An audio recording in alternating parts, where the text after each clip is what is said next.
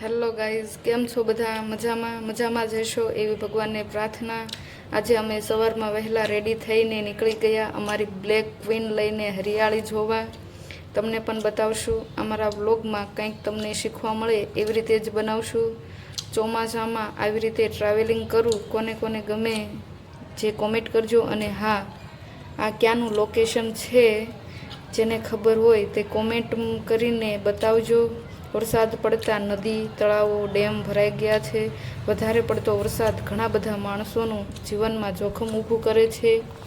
સરસ મજાનું વહેતું પાણી જોઈને આપણે હવે જઈ રહ્યા છીએ હરિયાળી તરફ. વધારે સમય ન લેતા, તેમજ મારે પણ અહીંની મજા લેવાની છે, એટલે આપણે વધારે વિડીયો કે ફોટો શૂટિંગ નથી કરતા. મનને મોહી લે તેવું મનમોહક આવો નજારો મને બહુ જ ગમે છે. ઠંડી ઠંડી હવા, મંદ મંદ પવન, ઝીણો વરસાદ, ધુમ્મસ, લીલાછમ ઝાડવા, ફૂલો, પક્ષીઓનો કલરવ, ખીણો, પર્વતો અને એકદમ શાંતિ. આવો નજારો જોઈને મનને આનંદ આવી ગયો. હરિયાળી એટલે પ્રકૃતિનું એવું લીલુંછમ રૂપ જે આંખોને ઠંડક અને મનને અપાર શાંતિ આપે છે. તે માત્ર સુંદરતાનું પ્રતીક નથી, પરંતુ પૃથ્વી પર જીવંત, સમૃદ્ધિ અને સકારાત્મક ઉર્જાની નિશાની છે. વરસાદના પ્રથમ ટીપાં પડતાં જ સૂકી ધરતી જાણે લીલીછમ ચાદર ઓઢી લે એવું લાગે છે. પ્રકૃતિને જોવાથી આંખોનો થાક તેમજ મનનો થાક ઉતરી જાય છે. મન અને શરીર તાજગી અનુભવે છે. મુસાફરી કરવી એટલે માત્ર એક જગ્યાએથી બીજી જગ્યાએ જવું એવું નહીં, પરંતુ જીવનને નવી દ્રષ્ટિથી જોવાનો, માણવાનો અદ્ભુત અનુભવ છે. રોજિંદા જીવનમાં ચાલતી ચિંતાઓ, તણાવને દૂર કરી મનને હળવાશ મળે છે. નવી સંસ્કૃતિ, ભાષા, રહેણી કરની, નવા લોકો, નવું જ્ઞાન વગેરે મળે છે. આવી રીતે પરિવાર સાથે વિતાવેલી ક્ષણો આજીવન યાદગાર બની જાય છે. કેટલું સુંદર ભવ્ય દૃશ્ય છે. સ્વર્ગ પણ ઝાંખું પડે છે.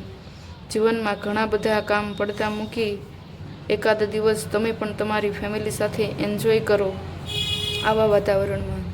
જ્યાં જ્યારે જેમ મળે ત્યારે તેમ તે માણી લેવું. જીવન જીવવાની આ જ ચાવી છે. यहाँ ऐसा लगता है जैसे शोर से दूर और सुकून के करीब आए हैं. क्या पता कब कहाँ आखिरी हो, इसीलिए जी लो, अपनी જિંદગી જી લો.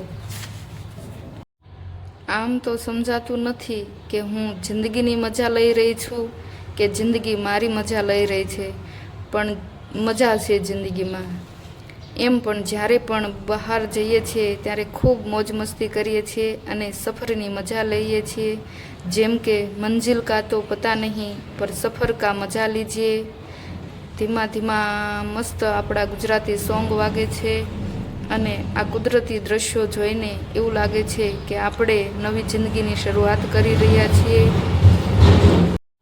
નાના બાળકો સાથે હોવાથી વધારે મજા આવે છે ટ્રાવેલિંગ કરવાની. ઘણા બધા ફેમિલી પોતાના નાના બાળકોને જોડે નથી લઈ જતા, પરંતુ એવું ના કરો. તમારા બાળકને જોડે લઈને આવી રીતે મજા માણો.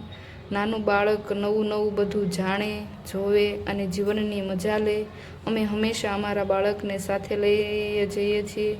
જ્યારે તે 6 મહિનાનું હતું ત્યારથી જ અમે બહાર જઈએ ત્યારે તે હંમેશા અમારી જોડે જ હોય છે.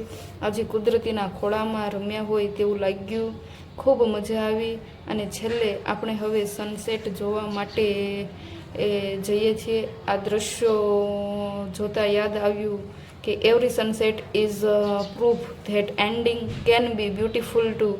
અહીં થોડી વાર બેઠા અને મજા માણી. હવે ઘરે જવાનો ટાઈમ